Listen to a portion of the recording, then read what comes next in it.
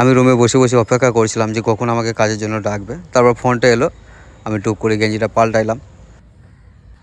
তারপর যেটি ভাত খেয়ে মাথার চুলটাকে ভালো করে ঠিক করে নিয়ে রুম থেকে বেরোইলাম। তো আজকে আমাদের এই বাড়িটাতেই কাজ হচ্ছে। এই তো নিচে বালি ফেলা আছে, উপরে সামনের ঘরটা। ওপরে কাজ করবো তার আগে এই দরজাটাকে ঠিক করতে হবে। দরজার হাতলটা লাগছে না,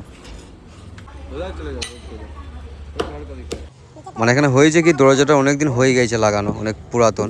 সেই জন্য এই ইটের দেয়ালটা বেঁকে গেছে একটু, সেই জন্য দরজাটার হাতলটা লাগছে না। তো সাইডটাকে ভালো করে ভেঙে দিলাম। এই তো এবারে ঠিক করে লাগছে। তারপর দরজার কাজটা ঠিক করে দিয়ে আমি সোজা চলে এলাম উপরে। এই ঘরটার ভিতরেই কাজ আছে বলছে, কিন্তু ঘরের ভিতরে বিশাল অন্ধকার, তাই প্রথমে লাইটটাকে জুড়লাম। তো এখানে সিলিংয়ের প্লাস্টারগুলো সব ছেড়ে পড়ে গিয়েছে, আবার প্লাস্টার করতে হবে। অনেক জায়গাতে রডও বেরিয়ে আছে দেখছি, তবে ঘরটাকে আগে ছাপ করতে হবে ভালো করে, টেবিল চেয়ার সব হাঁটাইতে হবে। কাজে লাগার আগে আমি প্রথমে চলে এলাম ছাদে। ছাদে যদি মেঝেটা ঠিক থাকে, পানি লিক না করে, তাহলে সিলিংটা ঠিক থাকবে। ছাদ তো ঠিক আছে, তবে ট্যাঙ্কিটা ভেঙে পালিয়ে গিয়েছে। তারপরে নানিকে দেখতে গেলাম, আর নানি আমাকে জোর করে খাওয়াইলো তোকে সামনে। নানির কাছ থেকে চারি ভাত খেয়ে নিয়ে ভাড়াটাকে তৈরি করি, সব ভেঙে চুড়ে দিয়ে আমি লেগে পড়লাম কাজে। তারপর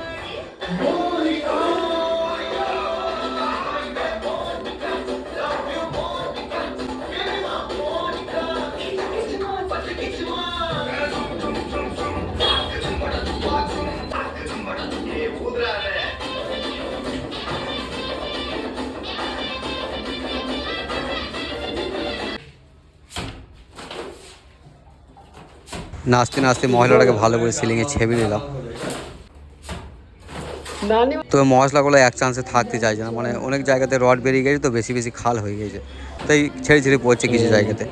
যতটা হলো করলাম, তারপর কুনিটা রেখে দিয়ে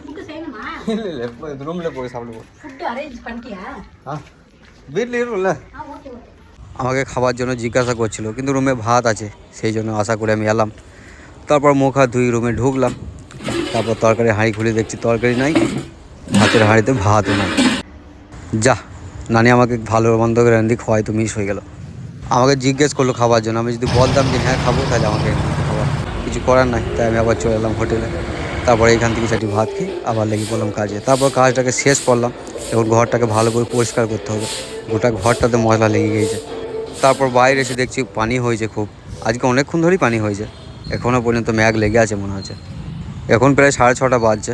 তো আমাদের কাজ হয়ে গেলে মশলা কিন্তু এখন অনেক বেঁচে আছে, মশলাগুলো তো শেষ করতে হবে, তাই এখানে দিয়ে কাজ ছাড়তে প্রায় 7:30 হয়ে গেল।